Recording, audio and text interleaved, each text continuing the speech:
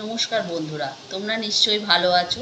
আজ অনেকদিন পরে এলাম, বাড়িতে পুজো থাকাকালীন আসতে পারিনি। আজ কবিতা পড়ছি আমার পণ, মদনমোহন তর্কালঙ্কারের লেখা। সকালে উঠিয়া আমি মনে মনে বলি, সারাদিন আমি যেন ভালো হয়ে চলি। আদেশ করেন যাহা মোর গুরুজনে, আমি যেন সেই কাজ করি ভালো মনে। ভাই বোন সকলে যেন ভালোবাসি, মোর লাগি ব্যথা নাহি পায় দাস দাসী। ভালো ছেলেদের সাথে মিলে করি খেলা, পাঠের সময় যেন নাহি করি হেলা।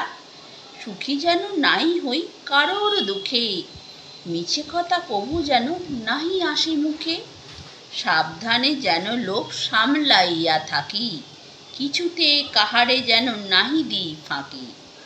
ঝগড়া নাহি করি কবু কারো সনে, সকালে উঠিয়া আমি মনে মনে বলি, সারাদিন আমি যেন ভালো হয়ে চলি। নমস্কার।